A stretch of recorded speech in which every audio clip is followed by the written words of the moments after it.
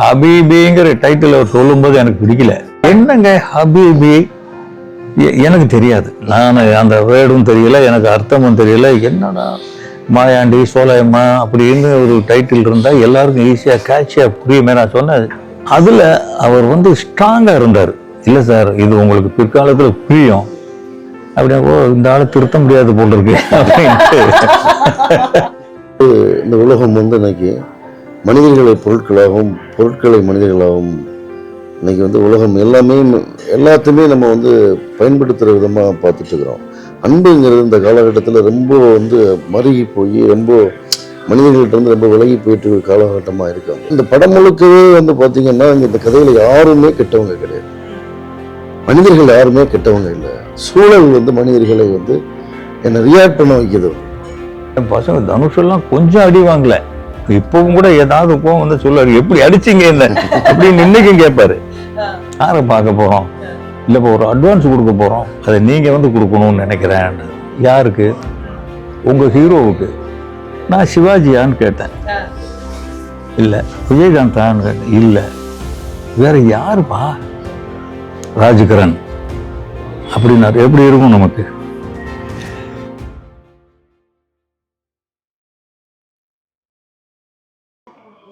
வணக்கம் ஹபீபி, welcome to Tamil bus Dubai. இன்னைக்கு நம்ம கூட ரெண்டு ரொம்ப பேஷனேட்டான டைரக்டர்ஸ் இருக்காங்க. ஒருத்தர் நம்மளோட ஹபீபி படத்தோட திரு மீரா கதிரவன் சார், அண்ட் இன்னொருத்தர் very very inspiring director and இப்போ பேஷனேட் ஆக்டரும் கூட திரு Kasthuri Raja sir. Welcome to the show sir. Thank you so much இன்னைக்கு வந்ததுக்கு. ஹபீபி அப்படிங்கிற பேர் எடுத்தாலே வந்து அதோட ஓனர்ஷிப்பே நாங்க துபாய் தான் எடுத்திருக்கோம். ஏன்னா வந்து ஹபீபி வெல்கம் டு துபாய் அப்படின்னு சொல்லிட்டு ஜாலியா ஆரம்பிச்ச ஒண்ணு சோஷியல் மீடியால ரொம்ப வைரலா போச்சு. ஸோ ஹபீபிங்கிற படத்தோட பேரை கேட்டோம்னா எங்களுக்கு அப்படிதான் தோணுச்சு. பட் உங்களுக்கு ஹபீபிங்கிற டைட்டில் எதை வச்சு சூஸ் பண்ணீங்க? எனக்கு ஹபீபி வந்து எனக்கு ரொம்ப ரொம்ப பிடிக்கும். ஏன்னா இப்போ தமிழில் வந்து அன்பானவர்களே பிரியமானவர்களே அப்படின்னு நம்ம கூட மாட்டோம். ஆனால் தன்னுடைய பிடிச்சமானவங்களை வந்து நேசத்துக்குரியவர்களை எழுதுவோம், ஆனால் சொல்ல மாட்டோம். இங்கிலீஷில் மை டியர் அப்படின்னு சொல்கிற மாதிரி, மை ஸ்வீட் ஹார்ட்னு சொல்கிற மாதிரி அரபில் வந்து ஹபீபி அப்படின்னு ஒருத்தரை சந்திக்கிற போது கூப்பிடுறது எனக்கு ரொம்ப பிடிக்கும். வந்து என்னையுமே என்னோடய நண்பர்கள் சில பேர் வந்து ஹபீபின்னு கூப்பிடுவாங்க. எனக்கு வந்து நான் ஒரு 100 இயர்ஸ், அதாவது இப்போ 110 வருஷம் ஆச்சு தமிழ் சினிமாவில்.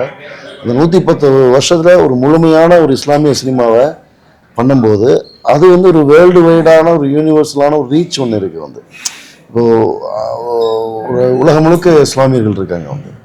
ஸோ இப்போ இஸ்லாமியர்கள் எல்லாருக்குமே இந்த படம் வந்து எமோஷ்னலாக கனெக்ட் பண்ணக்கூடிய ஒரு படங்கிறதுனால ஒரு ஹபீபி அப்படிங்கிற டைட்டில் வந்து பிஸ்னஸாகவும் சரி, டக்குன்னு ஈஸியாக அந்த படத்தை பார்க்கறதுக்கான ஒரு டூலாகவும் அது இருக்கணும் அப்படிங்கிறனால ஹபீபின் டைட்டில் வச்சுக்கிட்டோம். Super sir. ஐ திங்க் நீங்க டைட்டில் ஆரம்பிச்சு இப்ப ட்ரெய்லர் ரிலீஸ் ஆன வரைக்குமே அதுலயே கியூரியாசிட்டி கிரியேட் ஆயிடுச்சு. அண்ட் அந்த ட்ரெய்லரை பார்க்கும் போதே எங்களுக்கே ரொம்ப நாங்களே அந்த படத்தோட டிராவல் பண்ற மாதிரி இருக்கு. ட்ரெய்லரே அவ்வளோ இம்பாக்ட்ஃபுல்லா இருக்கு. ஸோ படத்துக்காக நாங்க வெயிட் பண்ணிட்டு இருக்கோம். இப்போ என்கிட்ட வந்து ஒரு சில போட்டோஸ் இருக்கு சார். ஓகே, அந்த போட்டோஸ் உங்ககிட்ட நான் காமிக்க போறேன். அண்ட் அதை பேஸ் பண்ணி எங்களுக்கு சில கொஸ்டின்ஸ் இருக்கு, நான் உங்களுக்கு கேட்குறேன். Okay, first Malavika Manoj. அதாவது வந்து ஒரு திரைப்படம் ஒரு கேரக்டர்னு எடுக்கும் போது நிறைய மேனரிசம்ஸ் இருக்கும். ஒரு கேரக்டருக்குள்ள போகும்போது ஒரு ஆக்ட்ரஸா அவங்க வந்து படம் வரும்போது அடாப்ட் பண்ணிப்பாங்க. பட் இந்த போஸ்டர்ஸ் அண்ட் இந்த போட்டோஸ் பார்க்கும்போது அவங்க பார்க்குற விதத்திலேருந்தே அண்ட் அவங்க ஃப்ரெண்ட்ஸோட பேசுறது நாங்கள் ட்ரெய்லர்ல பார்த்த வரைக்கும், அவங்களோட காஸ்டியூம்ஸா இருக்கட்டும், மேனரிசம்ஸ் எல்லாமே அவ்வளோ ஆத்தென்டிக்கா இருக்கு. அதுக்கு என்ன அவங்க ஏதாவது ஒர்க் ஷாப் எடுத்தாங்களா, இல்லைன்னா வந்து ஃபுல்லாகவே அப்படியே நீங்கள் சொல்லி கொடுத்ததா? இல்லை, ஆக்சுவலி அவங்க வந்து மலையாளி பேசிக்கலி. ஸோ வந்து அவங்களுக்கு வந்து நிறைய ஃப்ரெண்ட்ஸ் வந்து கேரளாவில் நிறைய முஸ்லீம் ஃப்ரெண்ட்ஸ் இருக்காங்க. அப்புறம் இந்த ஸ்கிரிப்டுக்கு கதை வந்து இப்போ ஒரு 90ஸ்லாம் பார்த்தீங்கன்னா இஸ்லாமிய பெண்களுக்குன்னு ஒரு முகம் உண்டு. புருவம் வந்து அவங்க வந்து ஐப்ரோஸ்லேயே பண்ண மாட்டாங்க, கையிலலாம் ஒரு சின்னதாக வந்து ஒரு பூனை ரோமம் மாதிரி இருக்கும் வந்து. ஸோ லைவாக ஒரு பொண்ணு வேணும். அதே நேரத்தில் வந்து அது ஒரு வட்ட முகமாக நம்ம பார்த்த உடனே வந்து ஒரு இஸ்லாமிய பெண்கிற ஒரு தோற்றம் வரணும். அப்படிங்கும்போது எனக்கு நிறைய பேர் ஆடிஷன் பண்ணோம். கிட்டத்தட்ட வந்து ஒரு 200 பேர் வரைக்கும் ஆடிஷன் பண்ணியிருப்போம். அப்போ வந்து மலையாளத்தில் அவங்க பிரகாஷன் பறக்கட்டேன்னு ஒரு படம் முடிச்சிருந்தாங்க. ஸோ அந்த படம் ரிலீஸ் ஆகலை. அந்த படம் ரிலீஸுக்காக வெயிட் பண்ணும்போது வந்து அந்த படத்துடைய சம்மந்தப்பட்ட ஒரு நண்பர் வந்து அவங்கள பற்றி ரெஃபர் பண்ணும்போது நான் வந்து அந்த படம் பார்க்கல. நான் ஏன்னா அவங்க வேற ஒரு ரோலுக்கு வேற அந்த படத்தில் பண்ணியிருக்கலாம். ஆக்சுவலாக அவங்க என்னவா இருக்காங்கன்னு தெரிஞ்சுக்கணுங்கிறதுக்காக நான் அவங்க ஃபேமிலியோட ஒரு ஜூம் கால் ஒன்று கிட்டத்தட்ட ஒரு பெரிய கிட்டத்தட்ட ஒரு மோர் தென் ஒரு 1 ஹவருக்கு மேலே பேசணும். பேசும்போது அந்த பொண்ணோடைய சின்ன சின்ன க்யூட்டான எக்ஸ்பிரஷன்ஸ் எனக்கு ரொம்ப பிடிச்சிருந்தது.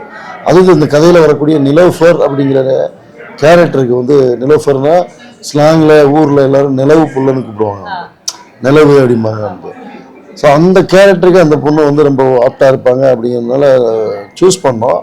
ஆனால் அவங்களுடைய பெரிய ப்ளஸ் என்னன்னு கேட்டிங்கன்னா ரொம்ப சின்ன வயசாக இருக்குது, ஆனால் ரொம்ப மெச்சூர்டான ஒரு பொண்ணு. ரொம்ப தன்னை சுற்றி நடக்கிற விஷயங்களை அப்சர்வ் பண்ணுறதாகட்டும், இந்த கேரக்டரை வந்து சீன் பேப்பர் கையில் வாங்கின பிறகு அந்த ஊரில் நிறைய பேரை வந்து அந்த வீடுகளில் எல்லாரையுமே வந்து நிறைய டீப்பாக அப்சர்வ் பண்ணி இந்த நிலோஃபரை ரொம்ப ஆத்தென்டிசிட்டியாக கொண்டு வரதுக்கு அவங்க நிறைய ஹார்ட் ஒர்க் எடுத்துக்கிட்டாங்க வந்து. ஸோ அது இன்றைக்கி எல்லாருமே படம் பார்க்குறவங்க வந்து எல்லாருமே என்ன சொல்கிறாங்கன்னா, அந்த பொண்ணு அப்படியே எங்கள் லைஃப்பில் பார்த்த ஒரு பொண்ணு மாதிரியே இருக்குதுன்னு சொல்கிறாங்க. அந்த வகையில் ரொம்ப சந்தோஷமாக இருக்குது. அது அந்த கேரக்டர் இவ்வளோ நல்லா வர்றதுக்கு காரணம் வந்து அவங்களுடைய மெனக்கெடலும் இருக்குது. அது நம்ம வந்து அஸ் அ டைரக்டராக நான் வந்து அதில் நிறைய ஒர்க் பண்ணியிருந்தாலும் அவங்க தனிப்பட்ட முறையில் அவங்க கொடுத்த எஃபர்ட்டுமே நிறைய ஆக்சுவலி ரொம்ப டிஃப்ரெண்டா இருந்தாங்க. ஏன்னா இவங்க ஆல்ரெடி தமிழ்ல இப்போ 2 படம் பண்ணிட்டாங்க. இதுதான் அவங்களோட ஃபர்ஸ்ட் மூவி ஸ்டார்ட் பண்ணாங்க. பட் இப்போ 2 படம் ரிலீஸ் ஆயிடுச்சு. பட் இப்போ அவங்கள பார்த்துட்டு இந்த ட்ரெய்லர்ல பார்க்கும்போது நிஜமாவே மால்விகா தானு ஒரு ஃபியூ செகண்ட்ஸ் ஆச்சு. ஐ திங்க் அந்த கேரக்டர்லயே ரொம்ப அவங்க வாழ்ந்திருக்காங்கன்னு நினைக்கிறேன். Great choice, thank you so much அவங்களுக்கு கொண்டு வந்ததுக்கு. இவர் வந்து நான் காமிச்சே ஆகணும். ஆக்சுவலி ட்ரெய்லர் பார்த்தபோது அதுல வந்து இந்த கெட்டப்ல ஃபர்ஸ்ட் இருந்தாரு, அதுக்கப்புறம் இப்படி டிரான்சிஷன் ஆனார். படத்துல எல்லாமே நாங்க நிறைய டிரான்ஸ்ஃபர்மேஷன்ஸ்லாம் பார்த்துருக்கோம். ஒரு சில பேர் வந்து மறு இருக்கு மறு இல்லைங்கிறத வச்சே கேரக்டர் மாத்தின இதெல்லாம் பார்த்துருக்கோம். பட் நீங்க வந்து இயல்பாவே அது ரொம்ப நேச்சுரலா அந்த டிரான்சிஷனை கொண்டு வந்திருக்கீங்க. லைக் ஃப்ரம் ஸ்டார்டிங் அவர் வயசானா எப்படி இருப்பாரோ அதை கொண்டு வந்திருக்கீங்க. இத்தனை கேரக்டர்ஸ் இருக்கும்போது இவரை எப்படி கன்வின்ஸ் பண்ணீங்க? எனக்கு கஸ்தூரிராஜ் சார் வந்து எனக்கு ரொம்ப பிடிக்கும். ஏன்னா எனக்கு அவருடைய படங்கள் என்றா சவி மனசில், நாட்டுப்புற பாட்டு, தமிழில் வந்து ரொம்ப எத்தனிக்கலாக ரூட்டடாக இந்த லேண்டில் நின்று கதை சொன்ன ரொம்ப குறைவான ஃபிலிம் மேக்கர்ஸில் சாரும் ஒருத்தர் வந்தது. இப்போ எனக்கு வந்து நிறைய நடிகர்களை தேர்வு செய்யும்போது இப்போ முஸ்லீம்னாலே வெள்ளையாக இருப்பாங்க, முஸ்லீம்னாலே வந்து நெத்தியில் ஒரு தழும்பு வச்சுக்கிட்டு பச்சை தாயத்தை போட்டு நம்மளுக்கு ஒரு ஸ்லாங்கில் தமிழ் சினிமா ஒன்று சொல்லுது. ஆக்சுவலாக இயல்பான முஸ்லீம்ஸுங்க அப்படி இருக்க மாட்டாங்க. இப்போ இயல்பான முஸ்லீம்ஸுங்க வந்து ரொம்ப ஒரு திராவிடன் ஸ்கின் டோனோட டஸ்கியாக ரொம்ப லைவாக தான் இருப்பாங்க வந்து. ஸோ அப்போ நான் எனக்கு அப்படி இருக்கும்போது எனக்கு வந்து யாரை நம்ம அப்ரோச் பண்ணலாம் அப்படின்போது இதுக்கு வந்து ரொம்ப டெடிகேஷன் தேவை இந்த கேரக்டருக்கு. ஏன்னா இப்போ நீங்கள் சொன்னீங்க இல்லையா, இந்த கேரக்டர் 3 காலகட்டத்தில் 3 காலகட்டத்துக்கு வெயிட் பண்ணி இது எல்லாமே ரியல் பியர்டு தாடி. ஸோ இது ரியல் தாடி, இதில் மேக்கப்புங்கிறது வந்து பெருசாக எதுவுமே கிடையாது. ஸோ அவர் லைவாக சார் என்ன ரெடியாகி வந்தாரோ அதை பண்ணோம். அப்போ இவ்வளோ காலங்கள் காத்திருந்து இந்த கேரக்டரை வந்து ப்ரெசென்ட் பண்ணுறதுக்கு ரொம்ப அர்ப்பணிப்பான ஒரு ஆள் வேணும் அப்படிங்கும்போது நான் சாரை அப்ரோச் பண்ணோம். சார் வந்து ஸ்கிரிப்டை படித்து பார்த்தாங்க. பார்த்துட்டு வந்து அவர் வந்து அந்த நிமிஷம் அவர் யூசுஃபா மாறினது வந்து இன்னைக்கு வரைக்கும் அவர் யூசுஃபா தான் இருக்காரு. எங்க எல்லாருக்கும் அவர் கஸ்தூரிராஜ் சார் இல்லை, எங்க எல்லாருக்கும் அவர் யூசுஃப் தான். அது எந்த தருணத்துல நீங்க வந்து ஓகே, நீங்க ஆப்வியஸ்லி நீங்க ஸ்கிரிப்ட் எழுதும் போது யோசிச்சிருப்பீங்க இந்த மாதிரி கேரக்டர்ஸ் வேணும் அப்படின்னு யோசிச்சிருப்பீங்க. எந்த தருணத்துல இவர் தான் யூசுப் பாய் அப்படிங்கறத பெர்ஃபெக்ட்டா கேட்ச் பண்ணீங்க, இவர்கிட்ட போய் அப்ரோச் பண்ணலாம்? எனக்கு சார் என்னோட விழித்திரு படம் பார்த்துட்டு பாரதிராஜா சாரோட ஸ்டுடியோவில் வந்து பார்த்தாங்க. பார்த்துட்டு என்னை வந்து ரொம்ப ஹெல்ப் பண்ணி ரொம்ப ப்ரைஸ் பண்ணியிருந்தாங்க. அதோடைய பிக்சர்ஸ் கூட நான் இப்போ இடையில சோசியல் மீடியாவில் ஷேர் பண்ணியிருந்தேன் வந்து.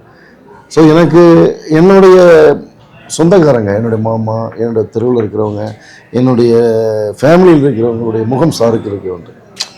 ஸோ லைவான முகமாக இருக்கணும். அப்புறம் இந்த நெசவு தொழிலாளி அப்படிங்கிறதுக்கான உடல்லையுமே அந்த தோற்றத்தில் இருக்கக்கூடிய ஒரு அளவும் தேவணும். அப்புறம் இந்த கதையை புரிஞ்சுக்கிறதுக்கு ஒரு ரைட்டிங் ஸ்கில் தேவைப்படுது. சார் வந்து ஒரு மிகச்சிறந்த டைரக்டருங்கிற மாதிரி ஒரு மிகச்சிறந்த ரைட்டரும் கூட. ஏன்னா ஒரு சார் வந்து பாமர இலக்கியம்னு ஒரு பெரிய புத்தகம் எழுதியிருக்கிறாரு, 3 புத்தகங்கள் எழுதியிருக்கிறாரு. இதையெல்லாம் வச்சு பார்த்துட்டு இப்போ சாரை பொறுத்த வரைக்கும் வந்து என்ன எப்படி சொல்லணும்னு கேட்டிங்கன்னா, அவர் மிக பெரிய இயக்குனர், அவர் மிகப்பெரிய சிவாஜி கணேசன் மாதிரியான நடிகர்கள் வரைக்கும் அவர் டைரக்ட் பண்ணியிருக்கிறாரு. அவருடைய படங்களில் அவர் டைரக்டராக வந்து சிவாஜி கணேசன் வரைக்கும் அவர் வந்து மானிட்டரில் எல்லாரோட நடிப்பை பார்த்து ஷார்ட்கட்ஸ் சொன்ன ஒரு டைரக்டர். ஆனால் நான் என்டா சாமி மனசில் வரும்போது நான் ஒரு ட்ரௌசர் போட்டு ஊரில் கோழி கொண்டு விளையாடுற ஒரு பருவத்தில் தான் நான் இருந்திருப்பேன் வந்து. ஆனால் ஒரு சீனியர் டைரக்டராக வந்து ஒரு நாள் கூட வந்து என்னை மானிட்டரில் வந்து பார்த்ததே கிடையாது. ஈவன் ஒரு சிங்கிள் ஃப்ரேம் கூட பார்த்ததே கிடையாது.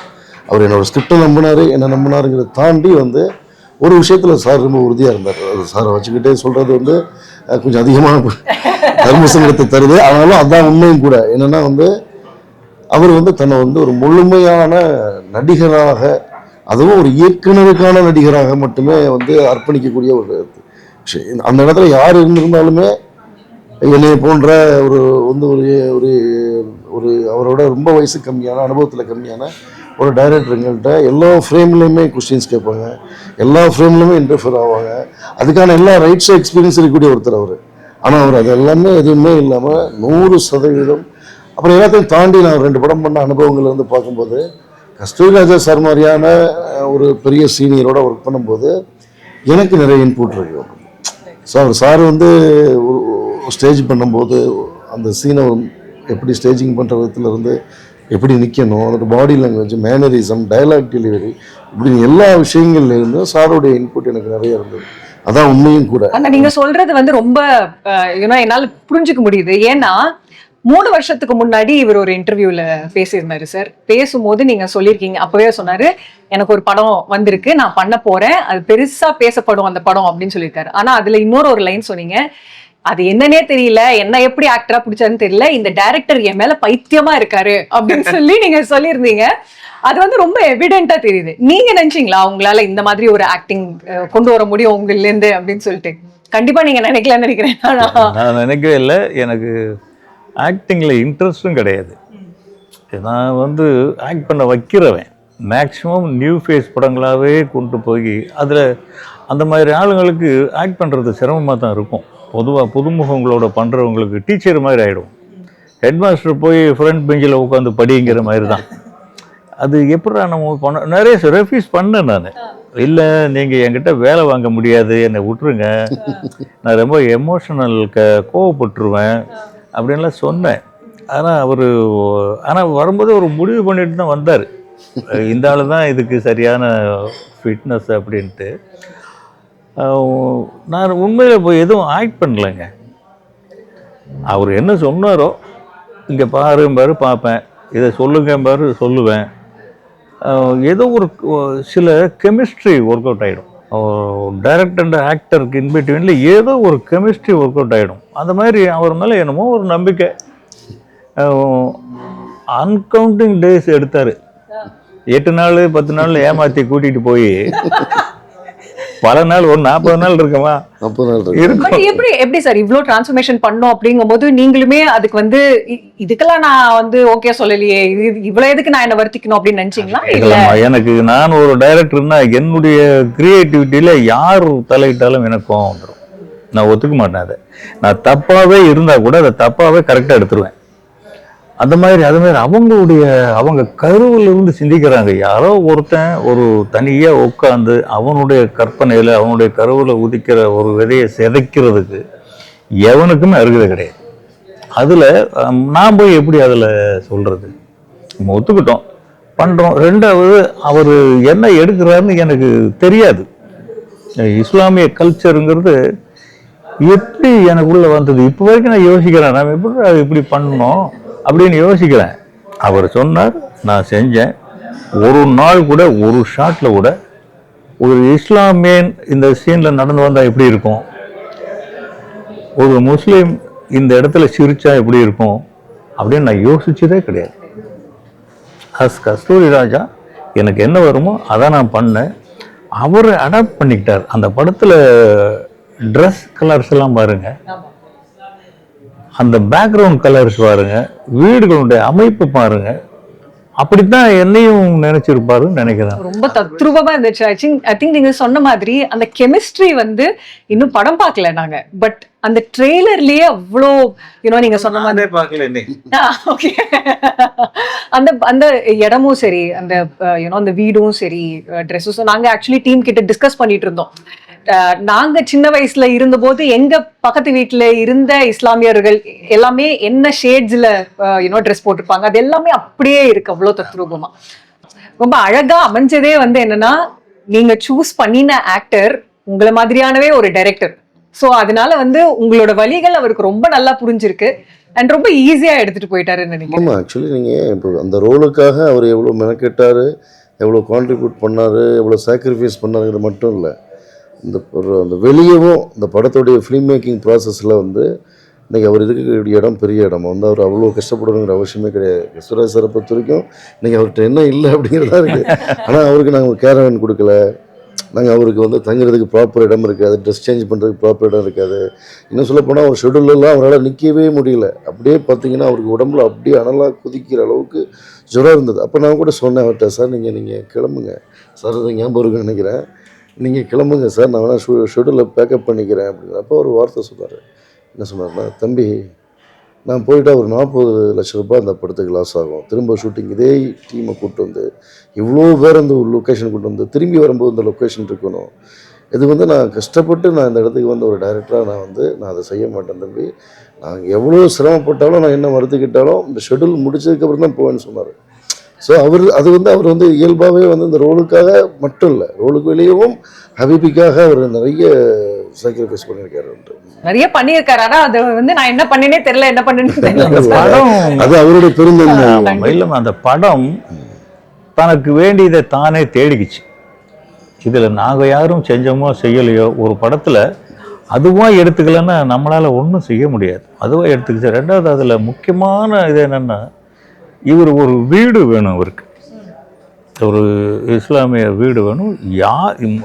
யாருமே கொடுக்க மாட்டேங்கிறாங்க. இவருக்கு அதில் முக்கியமான பிரச்சனை என்னன்னா, அதுக்குள்ள நடுவில் குழி தோண்டி 4-5 அடிக்கு குழி தோண்டி தறிக்குழி போடணும். யாருமே தரமாட்டேங்கிறாங்க. கடைசியில் ஒரு அக்ரகாலத்தில் ஒரு ஐயர் கொடுத்தாரு, தோண்டி அந்த வீடு போட்டுட்டாரு. அதுலேயும் அப்பப்போ சின்ன சின்ன பிரச்சனைகள் போகுது. ஒரு வீட்டில் நடு வீட்டில் குழி தோண்டிட்டா சும்மா இருப்பானா?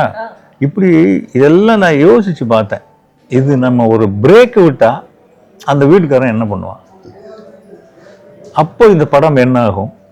இவ்வளவு யோசித்து பார்த்துட்டு தான் சரி, நம்ம எங்கள் வீட்லேயே எல்லோரும் டாக்டர்களாக இருக்கிறதுனால அவங்கள ஃபோன் பண்ணி அவங்கக்கிட்ட மெடிசன் வாங்கி அப்படியே சாப்பிட்டுட்டு அப்படியே இருந்தேன். ரெண்டாவது, ஒரு கிரியேட்டருக்கு நம்ம எவ்வளோ சப்போர்ட் பண்ணணுமோ அவ்வளவும் அந்த படத்தில் போடுற முதலீடு, பணத்தை விட அது பெரிய கோஆப்ரேஷனுங்கிறது ரொம்ப பெரிய முதலீடு. அது இன்றைக்கி இருக்கிற பெரிய டைரக்டர், பெரிய ஆக்டர்கள் கூட யாருக்குமே தெரியறதில்லை. அதில் அந்த வகையில் ஒரு சின்ன சப்போர்ட். நம்ம என்ன சின்ன சப்போர்ட் இல்லை சார், அது ஆக்சுவலி பெரிய சப்போர்ட் எனக்கு. ரொம்ப தேங்க்யூ சார். அண்ட் ட்ரெய்லரில் வந்து ஒரு நீங்கள் ஃபஸ்ட்டு சீன் எல்லாம் முடிச்சுட்டு ஒரு சின்ன ஒரு டெக்ஸ்ட் ஒன்று வந்து, வெறுப்பின் இருளில் ஒரு பேரன்பின் சுடர் அப்படின்னு சொல்லிட்டு. ஸோ அந்த லைனை பார்க்கும்போது எங்களுக்கு அது ரொம்ப சோல்ஃபுல்லாக இருந்துச்சு. எங்களுக்கு என்ன தெரியணும் அப்படின்னா, அந்த லைன்லேருந்து தான் கதையே உருவாச்சா, இல்லைன்னா கதை போகிற போக்கில் அந்த லைன் உங்களுக்கு தோணுச்சா? ஆக்சுவலி அது வந்து இந்த உலகம் வந்து இன்னைக்கு மனிதர்களை பொருட்களாகவும் பொருட்களை மனிதர்களாகவும் இன்னைக்கு வந்து உலகம் எல்லாத்தையுமே நம்ம வந்து பயன்படுத்துகிற விதமாக பார்த்துட்ருக்குறோம்.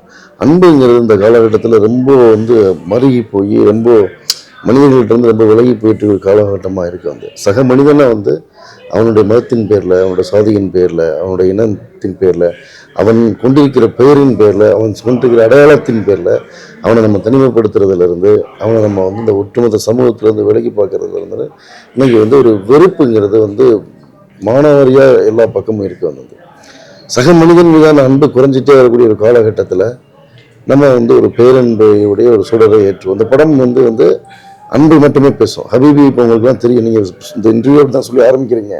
ஹபீபிங்கிறதே என் அன்பு, என் பிரியமானவர், எனக்கு பிடிச்சவரேங்கிற மாதிரி. ஸோ என் அன்புக்குரியவனே அப்படிங்கிறதான், அன்புக்குரியவரேங்கிறதான் வந்து. ஸோ அந்த படம் முழுக்கவே வந்து பார்த்திங்கன்னா இந்த கதையில் யாருமே கெட்டவங்க கிடையாது, மனிதர்கள் யாருமே கெட்டவங்க இல்லை. சூழல் வந்து மனிதர்களை வந்து என்னை ரியாக்ட் பண்ண வைக்கிறது வந்து.